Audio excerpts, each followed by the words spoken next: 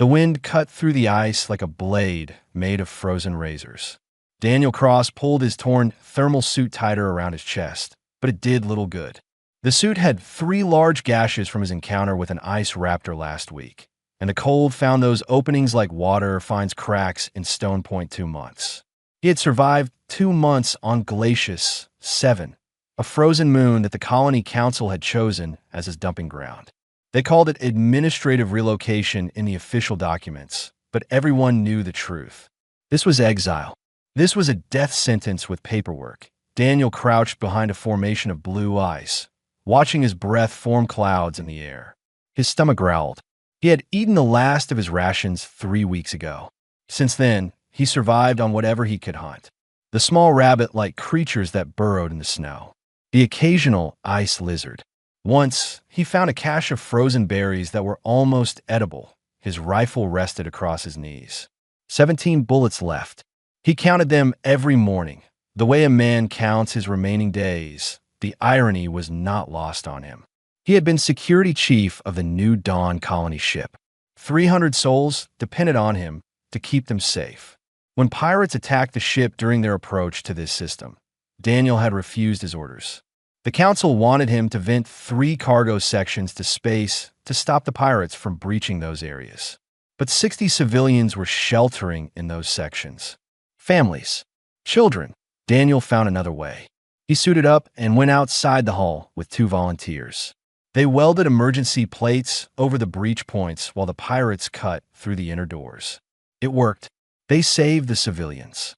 But it took 20 minutes longer than the council's solution would have taken.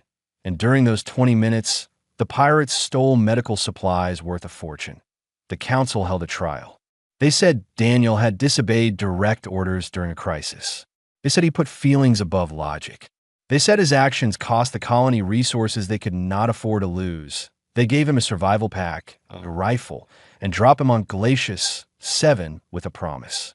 If he survived 6 months, they would consider reinstating him. Daniel knew a lie when he heard one. No one survived 6 months on this moon. The cold alone would kill most people in weeks. Add the predators, the lack of food, the isolation, and 6 months became impossible. But he had made it to 2 months.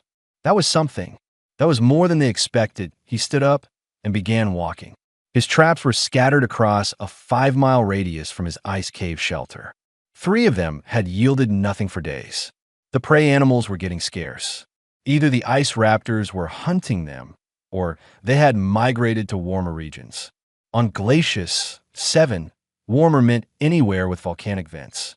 Those were 30 miles away, through territory thick with predators. Daniel checked the first trap. Empty. The second trap. Empty. The third trap had been destroyed, torn apart by something with large claws. He knelt down and examined the marks in the ice. These were not ice raptor claws. These were bigger. Much bigger. His hand went to his rifle. 17 bullets. He had to make them count that he followed the claw marks. They led him away from his usual hunting grounds, deeper into a region he had avoided. The ice here formed strange towers and spires, like a frozen cathedral built by a mad architect. The wind howled through the formations, creating sounds that almost resembled voices. The tracks led to a massive crystalline ice structure. It rose 50 feet high, its surface reflecting light in rainbow patterns. Daniel approached carefully, rifle raised. There was an opening at the base. A cave entrance, but too perfectly circular to be natural. Something had carved this. Daniel hesitated. Every instinct told him to walk away. Whatever made those claw marks was big enough to tear him apart. But his curiosity was stronger than his fear. In 2 months of isolation, he had spoken to no one, seen nothing but ice and sky and the distant lights of the new dawn in orbit. Part of him wanted to see something new, even if that something killed him. He entered the cave. The temperature inside was warmer, much warmer. Daniel's breath stopped forming clouds. His frozen fingers began to tingle as feeling returned. The cave walls glowed with a soft blue light, pulsing gently like a heartbeat. The passage sloped downward. Daniel followed it for 30 feet before it opened into a chamber. As he stopped breathing, 0.5 massive pods sat in the center of the chamber. each one the size of a cargo container. They were made of something that looked like crystal and ice fused together, translucent enough to see shadows moving inside. The pods glowed with that same blue light, and they radiated heat like small suns. Daniel lowered his rifle and approached the nearest pod. Up close, he could see patterns in the crystal surface. They shifted and changed as he watched, forming shapes that almost looked like writing in a language he had never seen. Something moved inside the pod. A shadow shifted, pressed against the inner surface. Daniel could see scales, claws, the curve of what might have been a wing. His mind raced. The colony had surveyed this moon before exiling him here.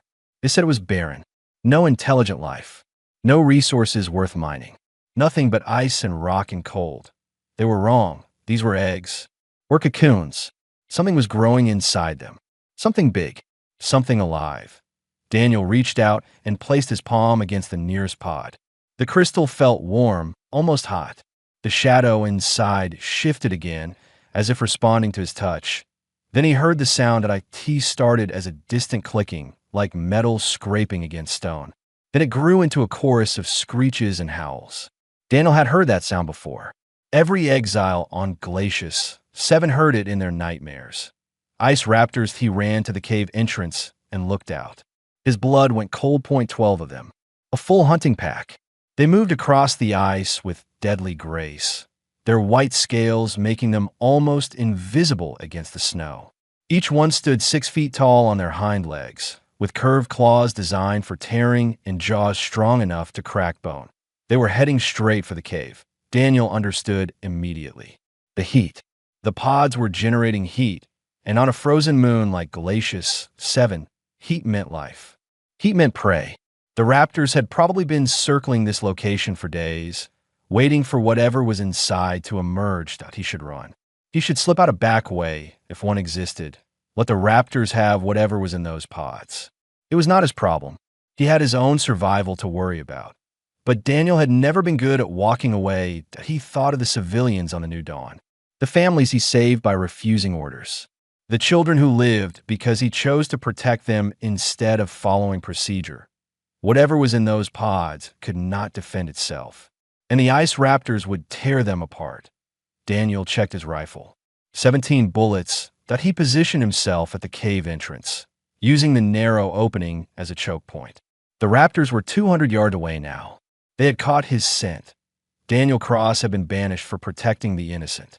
He had been left here to die for choosing compassion over cold logic.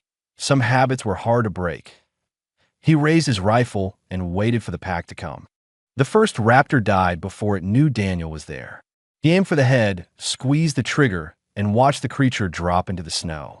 The crack of gunfire echoed across the ice fields, and the rest of the pack scattered, taking cover behind ice formations. 16 bullets left. Daniel had fought ice raptors before. They were smart. They hunted in coordinated groups, used tactics, tested their prey for weaknesses. Lone raptors were dangerous. A pack of 12 was usually fatal. He pulled back from the cave entrance and grabbed chunks of loose ice, stacking them to create a barricade. The opening was only 8 feet wide, narrow enough that the raptors could only come at him 2 at a time if they charged. That was something. Not much, but something. Behind him, the pods pulsed with light. The blue glow had intensified, and Daniel swore he could feel warmth against his back, even from 30 feet away. Whatever was inside those pods, it knew danger was coming. A screech split the air. 3 raptors charged from the left, while 2 circled right. Classic flanking maneuver. Daniel shot the lead raptor in the left group, then pivoted and fired at the right group. Both shots found their targets. The creatures fell, but the survivors did not retreat. They pressed forward, more aggressive now. 13 bullets left. The remaining raptors regrouped behind a tall ice spire, about 50 yards out. Daniel could see their white forms moving in the shadows. They were talking to each other in their clicking, hissing language, planning. He used the lull to check his supplies. Besides the rifle, he had a combat knife strapped to his thigh and a plasma cutter in his pack. The cutter was designed for cutting through metal and ice, not flesh, but it had a 30% charge left. It would burn for maybe 2 minutes before dying 0.2 minutes. 13 bullets. One knife. Against 8 ice raptors, Daniel laughed. It was a bitter sound that surprised him. 2 months ago, he would have calculated the odds and found them impossible. But 2 months of surviving on a frozen moon had changed his perspective. Impossible just meant difficult. Nothing more. The raptors attacked again. This time, all 8 came at once, rushing from multiple angles. They had given up on tactics and gone for overwhelming force. Daniel fired methodically. One shot, one kill. He dropped 3 raptors before they reached the cave entrance. The 4th one leaped over his barricade, claws extended. He rolled to the side and brought his knife up, catching the creature under its jaw. Hot blood sprayed across his face as the raptor thrashed and died. 0.4 raptors left. 9 bullets, but Daniel was wounded now. The leaping raptor had raked its claws across his shoulder as it died. 3 deep gashes cut through his thermal suit and into flesh. Blood ran hot down his arm, steaming in the cold air. The remaining raptors sensed victory. They paced outside the cave entrance, just beyond rifle range, watching him with intelligent eyes, waiting for blood loss to weaken him. Daniel tore a strip from his already ruined thermal suit and tied it around his shoulder. It was not much of a bandage, but it slowed the bleeding. He checked the wound. Deep, but not fatal. Not yet. Night was falling. On Glacius 7, night meant temperatures dropped another 40 degrees. Daniel could survive it in his shelter with his heating unit. Out here, exposed and bleeding, night was another enemy. The raptors knew this too. They settled down to wait, their white scales making them vanish against the darkening ice. They would let the cold do their work for them. Daniel retreated deeper into the cave, back to where the pods radiated their warmth. He sat with his back against the nearest pod and reloaded his rifle with shaking hands. The adrenaline was wearing off, and pain was replacing it. His shoulder burned like fire. He should have run. He should have left these pods to their fate and used the last of his strength to get back to his shelter. At least he would die somewhere familiar. But when he looked at the pods, at the shadows moving inside them, he felt something he had not felt in months. Purpose, whatever was in these pods, was alive. It was vulnerable, and it needed protection. That was enough. Hours passed. Daniel drifted in and out of consciousness. The pain in his shoulder had spread down his arm and across his chest. His fingers were numb, and not just from the cold. He was pretty sure the raptor's claws had carried bacteria or venom. His body was fighting an infection it was not equipped to handle. He woke suddenly to the sound of clicking. The raptors were moving. He could hear them at the cave entrance, working together to tear down his barricade. Smart, patient, deadly, Daniel forced himself to stand. His legs shook and black spots danced in his vision. The rifle felt like it weighed 100 pounds. He positioned himself between the pods and the cave entrance.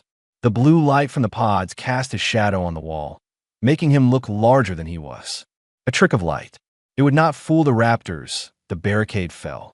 For white shapes slipped into the cave, moving low and fast. Their eyes reflected the blue light, turning them into demons from ancient stories. Daniel raised his rifle and fired. The first raptor dropped. The second one dodged, too fast. His next shot missed. The third shot caught the creature in the shoulder, slowing it but not stopping at 0.6 bullets left. 3 raptors. 0.1 the raptors lunged. Daniel sidestepped, but his wounded shoulder made him slow. Claws raked across his chest, cutting through fabric and skin. He fell backward, hitting the ground hard. The raptor was on him instantly. Its jaws snapped inches from his face. Daniel jammed his rifle barrel into its mouth and pulled the trigger. The creature's head exploded, covering him in gore. 0.5 bullets. 2 raptors, but Daniel could not get up. His body had reached its limit. Blood loss, infection, cold, exhaustion. They all hit him at once. He tried to move, but his muscles would not respond. The 2 remaining raptors circled him. They knew he was finished. They made those clicking sounds again, talking to each other. Deciding who would feed first, that Daniel's hand found his knife. If they wanted him dead, he would make them work for it. 0.1 raptor approached, cautious but confident. It reached out with one clawed foot, testing whether he could still fight. Daniel tried to stab it, but his arm moved too slowly. The raptor dodged easily and hissed something that sounded like laughter. Then something changed. The blue light from the pods suddenly intensified, becoming almost blinding. The raptors screeched and backed away, confused and frightened by the sudden brightness. Daniel heard a sound he would remember for the rest of his very long life. A cracking sound, like ice breaking under pressure.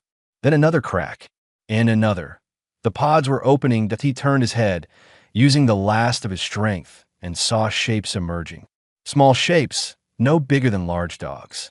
They were covered in scales that looked like crystal, refracting the blue light into rainbow patterns. Wings folded against their backs. Tails swept behind them. Eyes that glowed with ancient intelligence, dragons. Or something very much like them. 0.5 hatchlings, newborn and uncertain, standing on shaking legs. They looked at Daniel. They looked at the raptors. And they understood. The eldest hatchling, its scales slightly darker than the others, stepped forward. It opened its mouth and made a sound. Not fire. Something else. A frequency so low Daniel felt it in his bones rather than heard it. The raptors froze. Then they ran, scrambling over each other in their panic to escape the cave. The hatchling approached Daniel. Its eyes met his, and he felt something impossible. A connection, a communication without words. Gratitude, sadness, understanding. Daniel had protected them while they were vulnerable. He had given everything to defend their nest. And now he was dying because of it. The hatchling opened its mouth again. This time, a silvery mist emerged. It smelled like starlight, like the space between stars, like eternity itself. The mist covered Daniel's wounds. It entered his blood, and his world dissolved into light and pain and transformation. The last thing he thought before consciousness left him was simple. Worth it. Time existed differently in the space between death and life. Daniel floated in silver light, feeling his body break apart and reform, cell by cell, molecule by molecule. Pain existed here, but it was distant, like a memory of pain rather than the thing itself, that he saw images that were not his own. A civilization that spanned galaxies. Beings of crystal and scale who had existed for millions of years before humans discovered fire. They were called the crystalline sovereigns, and they were older than most stars that he saw their mating rituals, which happened once every 1,000 years. He saw how they chose nesting sites carefully, planets and moons where the energy of the world itself could nurture their young through the long months of development. He saw how the parents would die protecting their nests, giving everything so their hatchlings could survive. And he saw the poachers, ships that tracked the sovereigns across the galaxy, waiting for them to nest. The adult dragons were too powerful to capture alive, but their corpses were valuable. Their scales could be forged into armor. Their bones made weapons. Their blood sold for fortunes on black markets across civilized space. The hatchlings were worth even more. Alive, they could be trained, enslaved, used as weapons or status symbols by the wealthy and powerful. Daniel saw the attack on this nest. 2 adult sovereigns fighting against a poacher ship, dying in the black ice fields of Glacius. 7 while their young remained sealed in their cocoons, hidden in crystal caves. The parents bought their children time with their lives, but they could not buy them safety. The images faded. The silver light dimmed. Daniel fell back in his body like a stone dropped into deep water that he woke gasping. His hands flew to his chest, feeling for wounds. His fingers found smooth skin marked with strange scars that glowed faintly in the darkness. The scars were crystalline, like someone had drawn lines of living glass across his flesh. He sat up. His shoulder no longer hurt. His chest was healed. Even the small injuries he had accumulated over 2 months of survival, the frostbite on his fingers, the twisted ankle that never quite healed right, all of it was gone. Daniel stood on steady legs and looked around. He was still in the crystal cave, but everything looked different. Sharper, clearer. He could see in the darkness as if it were day. He could feel the heat from the cave walls, sense the movement of air currents, hear the wind outside with perfect clarity. What had they done to him? A soft sound made him turn. The 5 hatchlings were watching him. They had grown since he last saw them. They were now the size of ponies, their scales catching what little light existed in the cave and multiplying it. Each one was slightly different in color. The eldest was dark blue with silver edges. The others ranged from ice white to deep purple to crystal clear. The eldest approached him. Its eyes met his, and Daniel felt that connection again. This time it was stronger. Not just emotion, but actual thoughts. Images. Concepts. The hatchlings showed him what they had done. They had given him the gift of eternity. It was something sacred to their kind, a blessing that could only be given once in their long lives. It granted immortality. No afin, no sickness. Wounds that would kill others would heal in hours or days. The recipient would live until they chose to die, or until violence destroyed them beyond their body's ability to regenerate. The gift was precious. Most sovereigns saved it for their mates or their most honored allies. It was never given lightly. But these hatchlings had no mates. No allies. They had been alone in this hostile world, vulnerable and afraid. And a human they had never met chose to die defending them. They gave him everything they could give.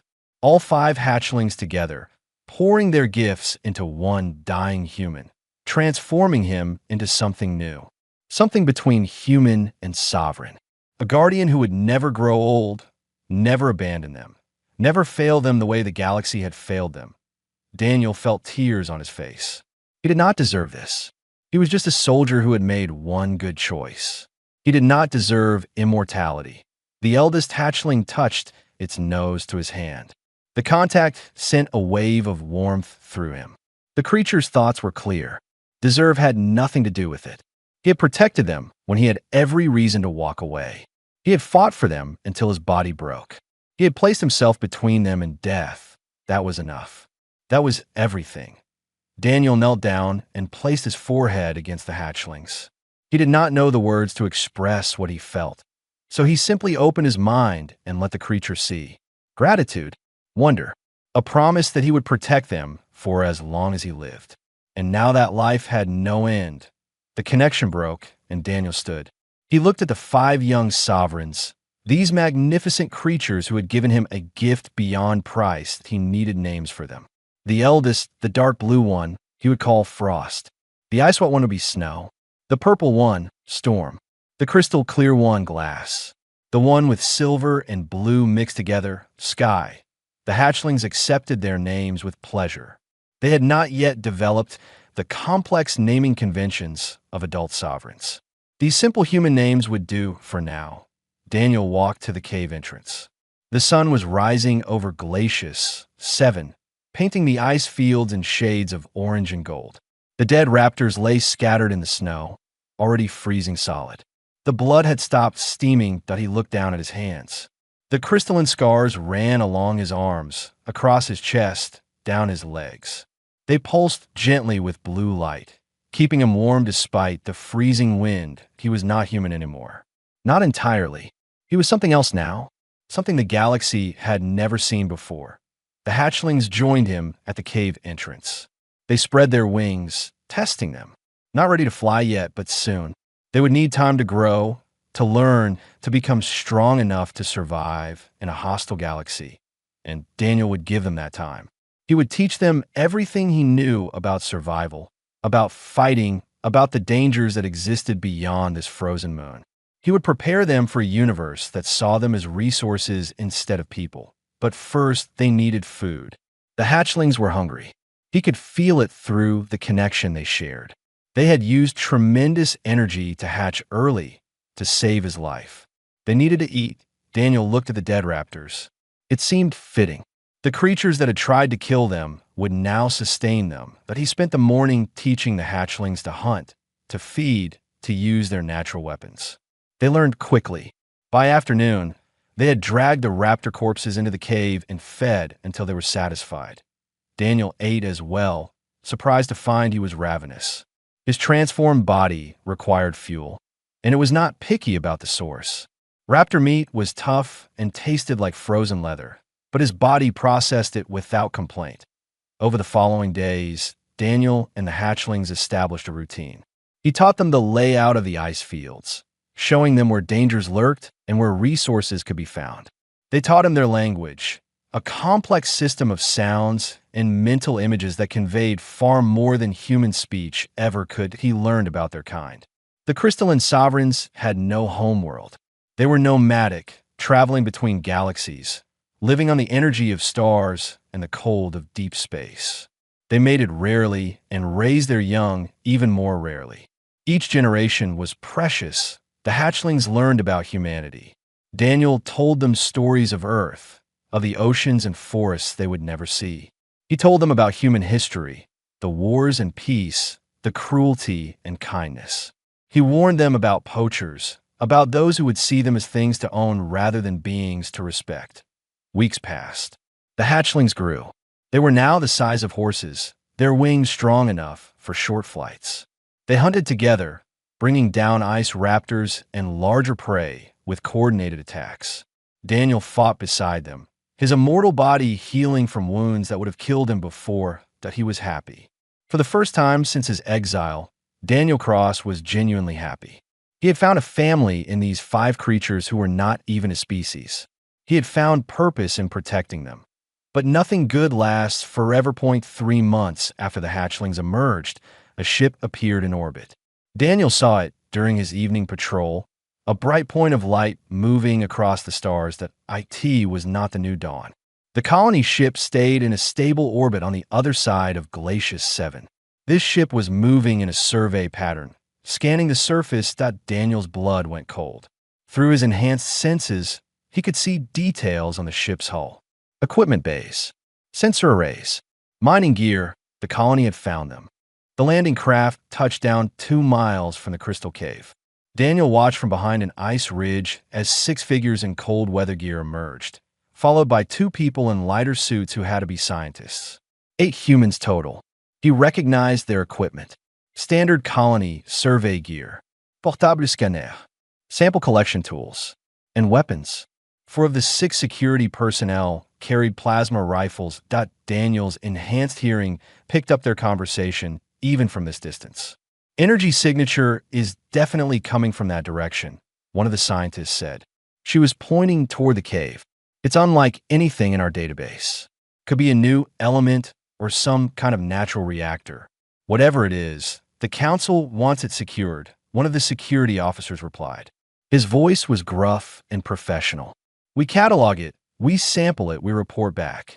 Standard procedure. Daniel felt Frost's presence in his mind. The eldest hatchling had sensed his distress and was asking what was wrong.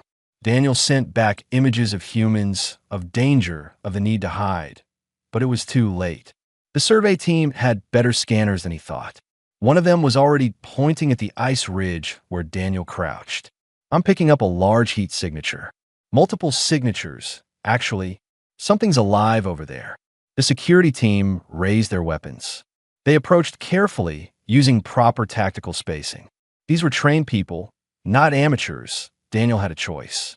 He could hide and hope they missed the cave, or he could show himself and try to reason with them. He chose reason. He stood up slowly, hands visible and empty. The reaction was immediate. Weapons trained on him. Shouts of surprise.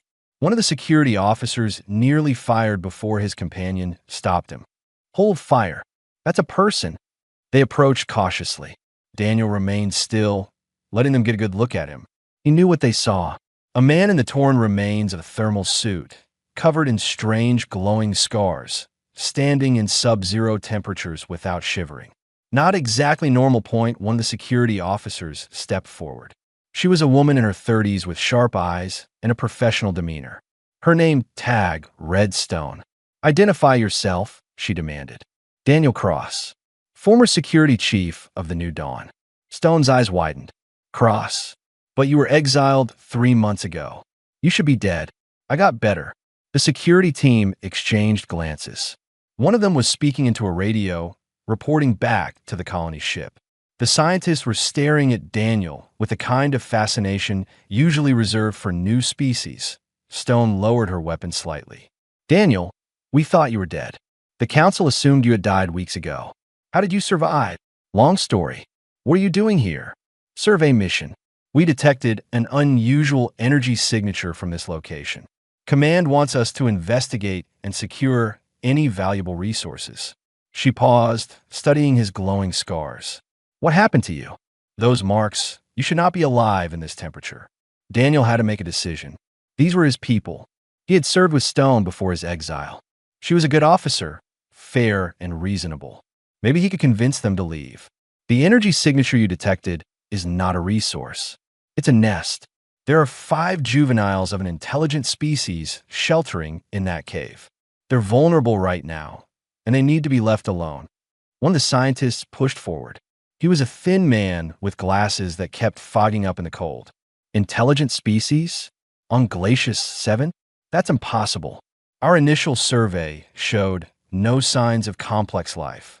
Your initial survey was wrong. The species is called crystalline sovereigns. They're old, powerful, and their young need time to mature. If you go near that nest, you'll be putting yourself and them in danger. Stone studied him carefully. You're protecting them. That's why you survived. They help you somehow. Daniel nodded. They saved my life, and I owe them protection. Stone, please. Report back that the energy signature is unstable or dangerous. Tell the council to mark this area as off-limits. Just leave us alone. Before Stone could respond, another security officer stepped forward. Daniel recognized him too. Gordon Wells. They had never gotten along. Wells believed in following orders without question, and he had been vocal in supporting Daniel's exile. This is insane, Wells said. Cross, you're talking about hiding alien life from the colony. That's not your decision to make. If there are intelligent creatures here, the council needs to know. This could be a first contact situation. It could also be an exploitation situation, Daniel replied. There are poachers in this galaxy who hunt crystalline sovereigns for profit. If word gets out that juveniles are here, this moon will become a target. That sounds like colony security business, Wells said. He turned to Stone. We need to report this immediately. All of it. The alien life, Cross's survival, everything. Stone looked torn. She had always been by the book, but she was not cruel. She could see the desperation in Daniel's eyes. Before she could decide, the decision was made for them. Glass, the crystal-clear hatchling, appeared at the top of the ice ridge. The creature was curious and had ignored Daniel's instructions to stay hidden. It looked down at the humans with innocent fascination. The scientists gasped. The security team raised their weapons again. Wells started to squeeze his trigger. Don't, Daniel said. His voice was cold and hard. Glass is a child, a baby. If you shoot, you'll start a war you cannot win. Wells hesitated. Glass tilted its head, studying the humans. The creature was beautiful in the morning light, scales reflecting rainbows across the ice. Then the other 4 hatchlings appeared, curious about what Glass had found. 0.5 dragon-like creatures, each the size of a horse, staring down at 8 humans. The security team looked terrified. The scientists looked ecstatic. Stone looked like she was calculating odds and not liking the results. Frost sent a question to Daniel's mind. Were these humans dangerous? Should they be removed? Daniel sent back a firm negative. These are his people, confused and frightened, but not enemies. Not yet. He turned to Stone. You have a choice right now. You can report this and bring the full weight of the colony down on this location. The council will want to study them, capture them, maybe dissect them. Or you can trust me. Give us time. These juveniles need 1 more year to mature. After that, they can survive on their own, and I'll take them far from here. No one needs to know they existed. 1 year. Wells laughed. You expect us to lie to the council for a year? To hide this? I expect you to do the right thing. Stone was quiet for a long moment. She looked at the hatchlings, at Daniel, at her team. If we report this, what happens? Daniel met her eyes. The council is desperate for resources. They'll see 5 creatures who are worth a fortune on the black market. They'll convince themselves it's for the good of the colony. And when poachers inevitably show up, they'll tell themselves they had no choice. These juveniles will end up in cages or dead. Is that what you want? It's not our decision, Wells insisted. He reached for his radio. Daniel moved. His transformed body was faster than any normal human. He crossed 20 feet in less than a second and ripped the radio from Wells's hand. The other security officers raised their weapons, but Daniel was already backing away, holding the radio above his head. "I don't want to fight you," he said, "but I will if I have to. These creatures are under my protection." "You're threatening colony personnel," Wells said. "That's treason. I was exiled. I'm not colony personnel anymore. I'm just a man protecting his family." The standoff lasted 10 seconds. Then Frost made a decision. The eldest hatchling spread its wings and let out a sound. Not the low frequency that had scared the ice raptors. This was different. A clear, ringing note that carried across the ice fields like music. The other hatchlings joined in. 5 voices in harmony, creating something beautiful and terrifying. The sound resonated in Daniel's bones, in his crystalline scars, in the ice itself. The humans stood frozen, caught by something primal. This was not just sound. This was power. This was a reminder that the crystalline sovereigns had ruled the galaxy when humanity was still learning to make fire. When the song ended, the hatchlings folded their wings and simply looked at the humans. The message was clear. We are not prey. We are not resources. We are people, and we will be treated with respect. Stone lowered her weapon. She looked at Daniel with something like understanding. "How long have they been here?" "Their parents hid them 3 months before I was exiled. The parents died fighting poachers. I found the juveniles by accident, and they saved you. They gave me a gift I didn't deserve. Now I'm giving them what they need. Time and protection." Stone made her decision. She turned to her team. "We report the energy signature as unstable geological activity. Too dangerous to investigate further. We mark this area as off-limits and return to the ship." Wells looked furious. "That's falsifying a report. That's keeping this colony safe," Stone replied. "If we report intelligent life, we start a process we can't control. Better to walk away. The council will send others. Then I'll convince them not to. I have some pull with the civilian leadership." She looked at Daniel. 1 year. After that, you take them and disappear." Agreed. But even as Daniel said it, he knew the truth. The colony had found them once. They would find them again. Stone kept her word for 3 days. Then everything went wrong. Daniel was teaching the hatchlings advanced hunting techniques when he felt it. A vibration in the ice, subtle but wrong. He looked up and saw 6 ships dropping from orbit. Not survey craft. Military transports. The colony had sent their armed forces. Frost sensed his panic and sent a questioning thought. Daniel responded with images of danger, of humans coming in force, of the need to prepare for a fight. The hatchlings had grown stronger in the past few days. Their scales were harder, their wings more powerful. They could fly for hours now, and their breath weapons had developed. Not fire, but focused beams of crystalline energy that could cut through ice and metal like butter. But they were still juveniles, still learning, and Daniel knew what was coming. The colony had decided the risk was worth the reward. The ships landed in a circle around the crystal cave. 30 soldiers in powered armor emerged, along with combat drones and heavy weapons. This was not a survey team. This was an invasion force that a loudspeaker crackled to life. "Daniel Cross, this is Commander Phillips of Colony Security. You're ordered to surrender yourself and the alien creatures immediately. Resistance will be met with lethal force." Daniel stepped out of the cave, hands visible. The hatchling stayed behind him, growling softly. He could feel their anger through the connection they shared. They did not understand why other humans were doing this. Daniel had taught them that humans could be kind, could be protective. This was teaching them a different lesson. Phillips approached, flanked by 2 soldiers. He was a tall man with gray hair and cold eyes. Daniel had never liked him. Phillips believed in strength and order above all else. Compassion was weakness in his worldview. "Stand down, Cross. You can't win this." "I'm not trying to win. I'm trying to protect 5 juveniles who have done nothing wrong. They're valuable resources. The council has decided they need to be studied, cataloged, and secured for the good of the colony." Secured. That's a nice word for captured. Phillips shrugged. "We're not going to hurt them. They'll be treated well. But they belong to humanity now. We found them first. Their parents were here first. By about 3 months. And those parents were killed by poachers who thought exactly like you do. I don't care about history. I care about following orders. Last chance, cross. Step aside or we put you down. Daniel felt Frost's presence in his mind. The eldest hatchling was asking if they should fight. Daniel sent back uncertainty. He did not want to hurt these people. They were colonists he had sworn to protect. But they were threatening his family. The decision was made for him. One of the soldiers, nervous and trigger-happy, fired a warning shot. The plasma bolt struck the ice near Glass's feet. The crystal-clear hatchling jumped back, startled and frightened. That was enough.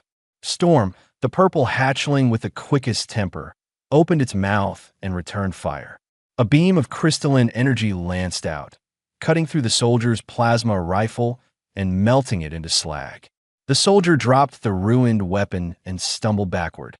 Hostile action, Phillips barked into his radio. All units engage. Lethal force authorized. The battle began. Daniel moved faster than the soldiers expected.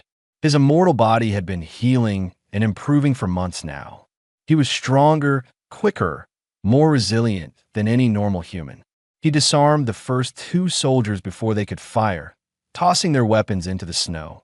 The hatchlings took to the air. Their wings beat powerfully, carrying them up and away from the ground-based weapons. From above, they used their breath weapons with precision, targeting equipment rather than people. Drones fell from the sky, their systems fried. Heavy weapons sparked and died, but the colony forces adapted. They spread out, used the ice formations for cover, coordinated their fire. Plasma bolts filled the air. One caught Snow across the wing, burning through scales. The ice-white hatchling screamed in pain and fell, hitting the ground hard. Daniel felt Snow's pain, as if it were his own. He ran toward the downed hatchling, placing himself between Snow and the advancing soldiers. A plasma bolt hit him in the chest, then another in the shoulder. The pain was incredible, but his body absorbed it, began healing even as he moved that he reached Snow and dragged the hatchling behind cover. The wound was bad, but not fatal. The scales would regrow, but Snow would not be able to fly for days. Frost landed beside them, furious. The eldest hatchling wanted to kill the soldiers, to burn them all for hurting Snow. Daniel felt the rage pouring through their mental connection. It would be so easy to let Frost act. The crystalline sovereigns were powerful. Even as juveniles, they could slaughter these soldiers, but Daniel held Frost back. These were colonists, desperate people trying to survive in a hostile galaxy. Misguided, yes. Cruel, perhaps, but not evil. Not beyond redemption. That he sent images to Frost. Showed the hatchling what would happen if they killed colony personnel. More ships would come, bigger weapons. The full might of humanity turned against 5 juveniles who could not yet survive deep space. It would be genocide. Frost understood, but the hatchling did not like it. They needed another solution. Daniel had an idea. It was risky, possibly stupid, but it was all he had. He stood up and walked into the open, hands raised. Phillips, I have an offer. The firing stopped. Phillips stepped out from cover, weapon trained on Daniel. What kind of offer? You want the juveniles secured. I understand that. You're afraid of what they might do, afraid they'll be a threat to the colony. So take me instead. What? I'm the real prize here. Look at me. I survived 3 months on a death world. I heal from wounds that should kill me. I don't age, don't get sick. The juveniles gave me something valuable, something your scientists would love to study. Take me back to the colony. Do your tests. Learn what you can. But leave the juveniles alone. Phillips was listening. Daniel could see the calculation in his eyes. A human test subject would be easier to contain than 5 dragon-like creatures. Less politically complicated, too. The council could claim they were studying one of their own people rather than imprisoning alien juveniles. If we take you, the creatures might attack to free you. They won't. I'll order them not to. We have a connection. They'll listen. How do I know you won't escape? Because I'll give you my word. 1 year. You study me, run your tests, learn what you can. After 1 year, you let me go, and the juveniles and I leave this system forever. You get your research. We get our freedom. Everyone wins. Phillips lowered his weapon slightly. He was considering it. Daniel could see him weighing options, calculating benefits and risks. Then Stone's voice crackled over the radio. "Commander, this is Stone. I'm on approach with the Civilian Council representative. Do not proceed until we arrive." Phillips frowned. "Stone, you don't have authority here. This is a military operation, and you're about to make a political disaster. Stand down until we arrive." 5 minutes later, a small transport landed. Stone emerged, followed by an older woman Daniel recognized. Helen Ward, one of the council members who had voted to exile him. She looked older than Daniel remembered, more tired. Ward walked directly to Phillips. "Commander, I'm invoking civilian authority. Stand your forces down. Counselor, we have the situation contained. We can secure the assets without further conflict. Those assets are intelligent beings. I've been reviewing the reports Stone filed, including her observations of their behavior and communication.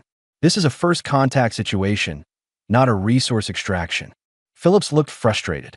"The council voted to secure them. Part of the council voted. I did not. And I have enough support among the civilian population to make this messy for you, if you proceed." Ward turned to Daniel. "I owe you a conversation, at minimum." Daniel approached cautiously. Ward studied his glowing scars, his confident stance despite being surrounded by armed soldiers. "You survived. Against all odds, you survived. I had help from them." Ward looked at the hatchlings. Frost had moved to stand beside Daniel, protective and wary. "They're beautiful and intelligent." Stone's report was very clear on that point. They're children, orphans. Their parents were killed by poachers. Ward nodded slowly. "I made a mistake exiling you. I let fear and resource scarcity drive my decisions. I convinced myself we couldn't afford your compassion. I was wrong. So help me now. Stop this. Let us go. I can't let you go. Not yet. Too many people know about this situation. If you disappear, Phillips and his supporters will use it against me politically. They'll say I let valuable resources escape." Ward paused. "If I can offer something else. Sanctuary." "What kind of sanctuary?" "The colony will declare Glacius 7 a protected zone. No mining, no exploitation, no military operations without civilian approval. The juveniles can remain here until they mature. In exchange, you agree to occasional monitoring visits. We document their growth, their development. We prove to the galaxy that humans can coexist with other intelligent species peacefully." Daniel felt Frost's question in his mind. The hatchling was asking if they could trust this human. Daniel was not sure, but it was better than the alternative. "One condition. I stay with them. No separation." Ward agreed. "You stay together. This moon becomes your home for as long as you need it." Phillips started to object, but Ward cut him off with a look. The commander was outranked, and he knew it. The soldiers withdrew. The weapons powered down. And slowly, carefully, a treaty was born between human and sovereign. 20 years changed everything and nothing. Daniel stood at the edge of the crystal cave that had become famous across the galaxy. The structure was larger now, expanded and reinforced by the crystalline sovereigns as they matured. Frost and the others had carved chambers deep into the ice, creating a palace of frozen beauty that attracted researchers and artists from 100 worlds. Glacius 7 was no longer a forgotten moon. It was a sanctuary, a symbol, proof that humanity could choose cooperation over exploitation when given the chance. Daniel himself had become something of a legend. The immortal guardian, they called him. The human who died for a dragon nest and was reborn as something more. Researchers came to study him, but Ward had kept her promise. He was not a prisoner or a specimen. He was a person who chose to share his knowledge. His body had not aged a day since the hatchlings gave him their gift. His face remained the same, though his eyes had changed. They held depths now, the weight of years and experiences that should have required a lifetime to accumulate. The crystalline scars had spread across more of his skin, creating patterns that glowed softly in darkness. He was beautiful in an inhuman way. Frost landed beside him, massive wings creating gusts of wind. The eldest sovereign was now the size of a shuttlecraft, powerful enough to travel between stars without a ship. The dark blue scales had deepened to midnight, edges trimmed with silver that caught starlight. Frost was magnificent and terrifying and wise beyond measure. Thinking about the past again, Frost said. The sovereign's voice resonated directly in Daniel's mind, but it could also speak human languages now. It chose mental communication because it was more precise. Always, Daniel replied. Hard not to when you live this long without aging. Do you regret it? The gift we gave you? Daniel considered the question. 20 years of watching colonists age while he remained unchanged. 20 years of saying goodbye to friends who grew old and died. Stone had passed away 5 years ago, her body finally failing after decades of service. Ward had followed 2 years later. Even Phillips, who eventually became an ally, was gone now. The colony had changed too. New Dawn's population had grown from 300 to over 10,000. They had built cities on 3 moons and established mining operations throughout the system.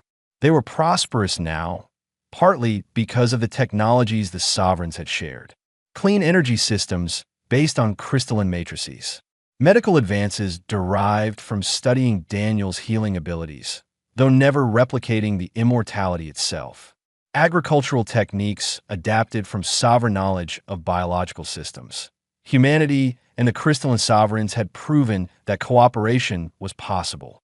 Other species had taken notice. Glacius 7 had become a meeting place, neutral ground where different civilizations could interact without the usual power dynamics. No regrets, Daniel finally said.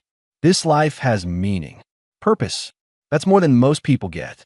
Frost made a sound that might have been laughter. You're thinking about the new hatchlings. Daniel nodded. In the cave behind them, 3 new cocoons rested in a chamber of their own. Storm had mated with a sovereign from a distant galaxy, and these were their offspring. The cycle continued, life persisting despite the dangers of the universe. They'll need protection while they mature, Daniel said. Just like you did, and you'll provide it. Just like you did for us. Frost paused. But Daniel, you don't have to stay. We're adults now. We can defend ourselves and our young. You fulfilled your oath 1,000 times over. You're free to leave, to explore, to find your own path. Daniel had thought about it. The galaxy was vast, and he was immortal. He could see things no other human had witnessed. He could travel for centuries without fear of aging or death. It was tempting. But when he looked at those 3 cocoons, he felt the same pull he had felt 20 years ago. Something vulnerable. Something that needed protection. Something worth dying for, even if death was now mostly theoretical for him. I think I'll stay a while longer, he said. Frost accepted this with grace. The sovereign had learned humans well over 2 decades. They were stubborn creatures who formed bonds that defied logic. Daniel had imprinted on the sovereigns the way the sovereigns had imprinted on him.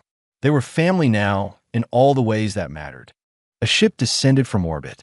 Daniel recognized it as one of the colony's diplomatic vessels, probably bringing another group of researchers or ambassadors from some distant world. Glacius 7 received dozens of visitors every week now, but this ship was different. It landed with military precision, and the person who emerged wore the uniform of New Dawn security forces.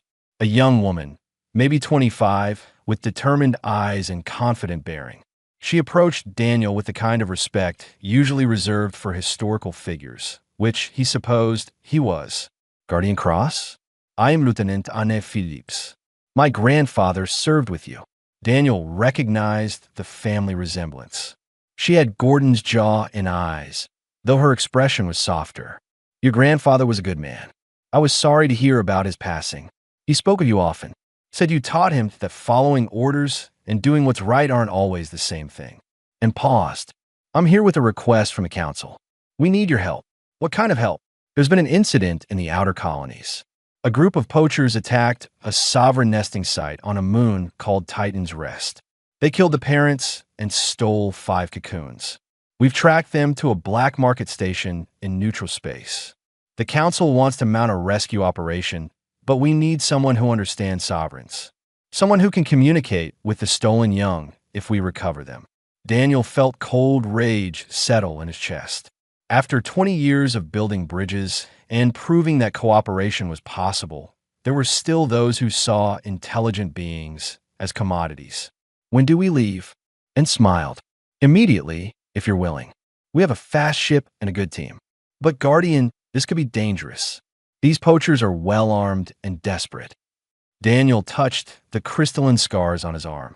They pulsed with blue light. "I'm hard to kill. Let's go save some children." Frost made a rumbling sound. "I'm coming with you. Sky and Glass as well. This concerns our kind. The ship might not fit all of you," and said carefully. "We don't need a ship. We can fly faster than your vessel and breathe vacuum. We'll meet you there," and looked between Daniel and Frost with wonder. After 20 years, humanity still wasn't completely comfortable with how powerful the sovereigns had become. That was probably healthy.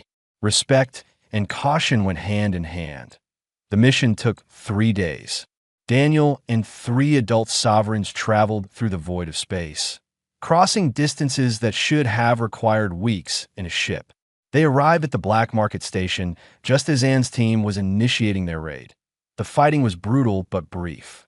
The poachers were skilled, but they weren't prepared for immortal guardians backed by 3 of the most powerful beings in the galaxy. Daniel moved through the station like a force of nature, disarming guards and rescuing hostages.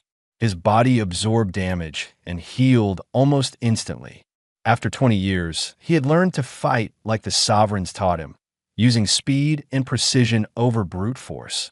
They found the stolen cocoons in a cargo hold, being prepared for auction. The cocoons were damaged, their surfaces cracked and dark. The young sovereigns inside were alive but suffering. Frost and the others began emergency care, using their own energy to stabilize the cocoons. It was a delicate process that would take hours. Daniel stood guard, ensuring no one interrupted. One of the poachers, wounded but conscious, looked at Daniel with hatred. "You're protecting monsters. They're animals. Valuable animals." Daniel knelt beside the man. His eyes glowed with blue light. "They're people, older and wiser than humanity can comprehend. And the only monster I see here is someone who steals children for profit." The poacher looked away, unable to meet Daniel's gaze. The cocoon survived. Anne's team transported them back to Glacius 7, where they were placed in the care of the sovereign community. The young ones would hatch in time, and they would be safe. Protected. Loved. Daniel returned to his crystal cave and resumed his vigil over Storm's 3 cocoons. They would hatch soon. Maybe in days, maybe in weeks. When they did, he would be there. He would protect them through their vulnerable months. He would teach them about the galaxy, about humanity, about the constant balance between danger and hope. Years would pass. Decades. Perhaps centuries. Daniel would remain, unchanging and watchful. The immortal guardian of Glacius 7, the bridge between species, the human who proved that compassion was not weakness, but the greatest strength any being could possess. People would age and die around him. Civilizations would rise and fall. But Daniel Cross would endure, protecting those who could not protect themselves, because that was who he had always been. The exile who became a legend. The soldier who learned that family was not defined by blood or species, but by choice and sacrifice. And in the cold darkness of Glacius 7, in a cave made of crystal and ice, dragons dreamed a human who died for them and was given eternity in return. They dreamed of the warmth he had shown them when they were helpless. And they knew that as long as Daniel Cross lived, no sovereign young would ever face the darkness alone. The story of the banished warrior spread across the galaxy, carried by traders and diplomats, artists and scholars. It became a reminder that humanity's place in the cosmos was not defined by weapons or territory, but by the choices individuals made in moments of crisis. Would they exploit or protect? Would they see others as resources or as people? Daniel Cross had made his choice 20 years ago on a frozen moon, and that choice had changed the galaxy forever. Not through conquest or technology, but through simple compassion extended to creatures who were different, strange, and in desperate need. In the end, that was the greatest gift humanity could offer the universe. Not immortality or power, but the willingness to die for those who could not defend themselves. And sometimes, just sometimes, the universe returned that gift in ways beyond measure.